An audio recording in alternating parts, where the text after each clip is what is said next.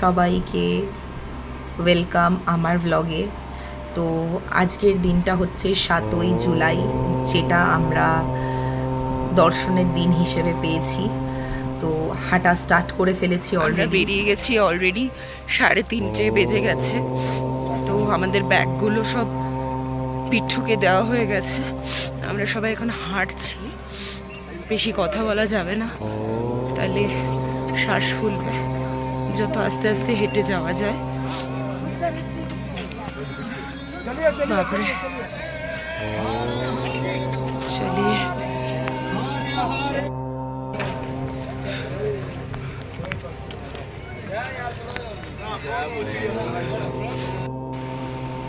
এখানে কিন্তু আমরা হাঁটা বেশ শুরু করে দিয়েছি। আর এখানে আশেপাশে দেখতে পাচ্ছ ভান্ডারা। এত রাত্রেবেলাও কিন্তু মোটামুটি চা টা ছিল, মানে রাত্রে বলতে ওই 3:30 তো বাজেই। অলরেডি চা ছিল, বিস্কিট ছিল। এখান থেকে সবাইকে কিন্তু সব রকমের ব্যবস্থা দেওয়া ছিল। আর এই যে মা, আমি আর মা হেঁটে হেঁটে যাচ্ছি। তো আর আশেপাশে প্রচুর ভান্ডারা। চলো একবার দেখাই তোমাদের।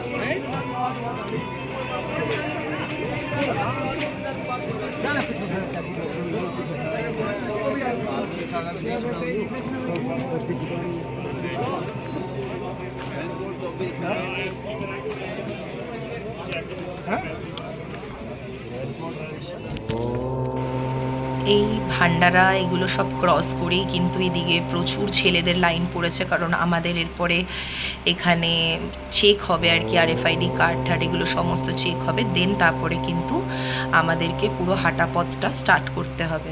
তো আমি আগেই বলেছি যে এখানে কিন্তু প্রচুর প্রোটোকল মানা হয়, আর সবাইকে সেটা মানাও উচিত। আর এইখানটা আমরা এখানে দাঁড়িয়েছি, আর দেখতে পাচ্ছ সব জায়গায় কিন্তু আর্মি। তো এমন না যে তোমাদের কোনো সমস্যা হবে। আমরা এই জায়গাটা একটু বসে চা খেয়েছি, তারপরে কিন্তু আমরা হাঁটা স্টার্ট করেছি সবাই। কারণ আমরা কিছু এবার হাঁটতে গেলে তো কিছু খেতে হবে না। একেবারে আমি বলবো ভারী খাবার না খেতে, মোটামুটি একটু খেলেই হবে। তো চলো এবার এগোই, কারণ আমাদের এবার চেক করতে হবে।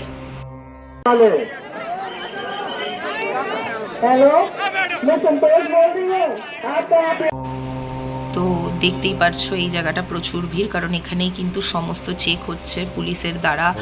মহিলাদের জন্য মহিলা পুলিশ, ছেলেদের জন্য তো ছেলেদের পুলিশ অবভিয়াসলি। আমরা এখানে দাঁড়িয়ে রয়েছি, আমরা এখান থেকে এবার এগোবো। বেশ আমরা অনেকটা হেঁটে এসেছি। অন্ধকার ছিল বলে আমি খুব একটা এখানে ব্লগ করিনি। আর দেখতে পাচ্ছ কত ঘোড়া। তো আমরা একটু অনেকটাই হেঁটে এগিয়ে দাঁড়িয়েছি, কারণ ছেলেদের লাইন অনেক ছিল বলে মেশো রাস্তায় একটু লেট হচ্ছিল। তো তার জন্য একটু দাঁড়িয়েছি এদিকে। আর এদিকের দৃশ্যটা অসম্ভব সুন্দর। পাশ দিয়ে পালকি ঘোড়া সবই যাচ্ছে, আর সামনে দেখতে পাচ্ছ সবাই আছে কিন্তু এখানে।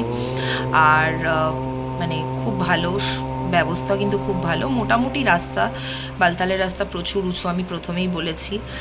আর মানে প্রচণ্ড কষ্ট হয় বালতালের রাস্তায়। তবুও আমি বলবো যে সময় যদি খুব একটা কম থাকে, তাহলে বালতালের রাস্তা দিয়ে যেতে পারো।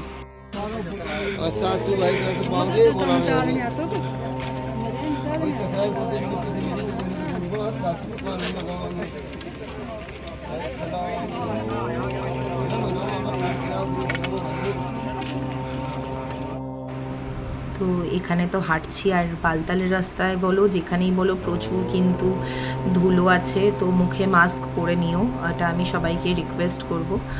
আর যেতে যেতে যতটা কম কথা বলা যায় ততই ভালো, তাহলে হাঁটতে সুবিধা হয়। আর এখানে পাশে দেখতে পাচ্ছ প্রচুর ঘোড়াওয়ালাও রয়েছে, আর দূরে আমাদের অনেক দূরে যেতে হবে। তা আমরা একটু দাঁড়িয়ে দাঁড়িয়ে যাচ্ছিলাম, যতটা পারা যায় হেঁটে যাওয়া যায়। তো এখানে মা মানে অনেক স্ট্রং ছিল, মা মানে সত্যি খুব স্ট্রং ছিল। তো চলো আমরা হাঁটি। আর দেখতে পাচ্ছ কত ধুলো বালি, প্রচুর ধুলো। আর যতটা সহজ মনে হচ্ছে, সিম্পল মনে হচ্ছে, ততটা রাস্তাটা কিন্তু সহজ নয়, একদমই নয়।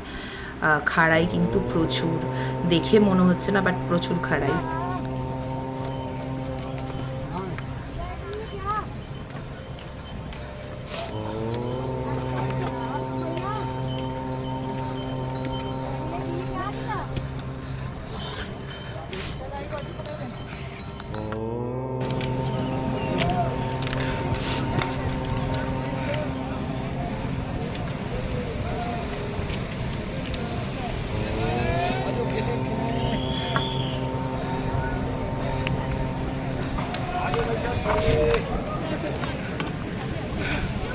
বোন মোটামুটি এখানে হাঁপিয়ে গেছে, মা অনেক স্ট্রং আছে এখনো।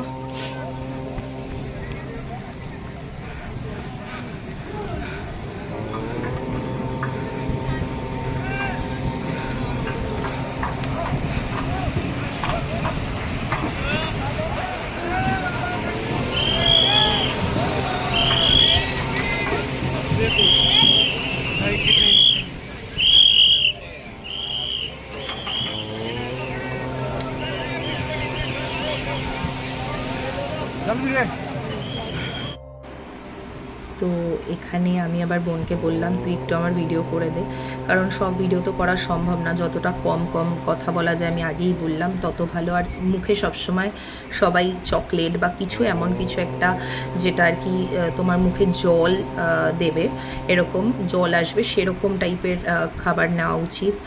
আর আমার খুব একটা দুঃখ ছিল জীবনে যে আমি কেদারনাথ দর্শন করেছি, বাট কেদারনাথে আমি কোনো ভিডিও করতে পারিনি, সেটা নিয়ে আমার খুব মানে দুঃখ ছিল। তো আমি অমরনাথটা মিস করতে চাইনি। আর পাশে দেখছো কত বড় গ্লেশিয়ার, আর উচ্চতাটা দেখো কত বেশি।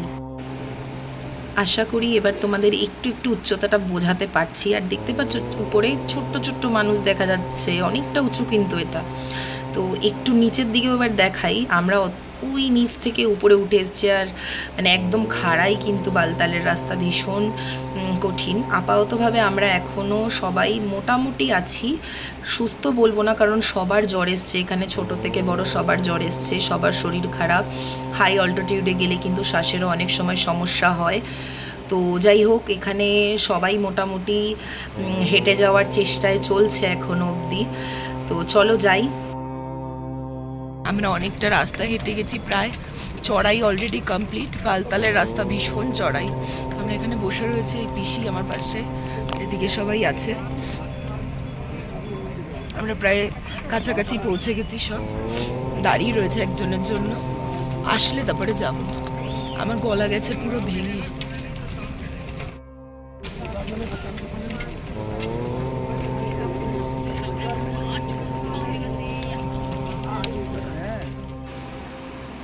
তো একটু একটু যাচ্ছি, একটু একটু দাঁড়াচ্ছি, একটু জল খাচ্ছি, এই করে করে যাচ্ছি।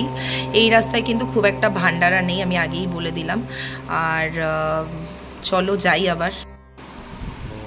এই পর্যায়ে এসে আমরা এখানে একটা দোকানে দাঁড়িয়ে খাবার খাচ্ছি। আর এখানকার ম্যাগি কিন্তু আমি নিয়েছি, অর্ডার করেছিলাম, যেটার দাম নিয়েছে প্রায় 50-60 টাকা মতন।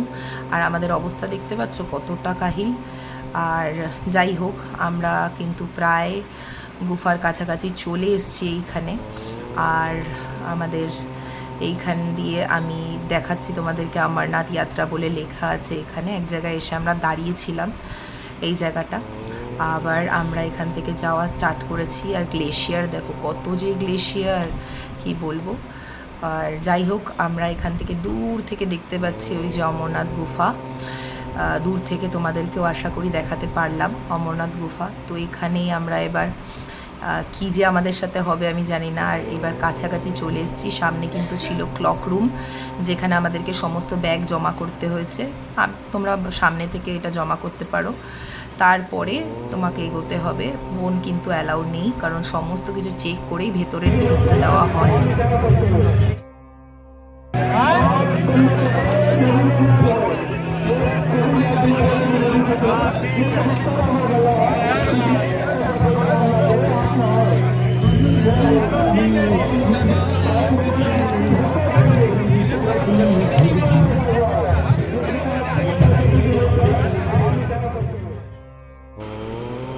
এই পর্যায়ে এসে তোমাদেরকে পায়রা দেখাচ্ছি। এটা কিন্তু আমার তোলা না, আমাকে একজন দিয়েছেন এই ভিডিওটা। এই বছরেরই এটা, 2025 সালেরই ভিডিও এটা।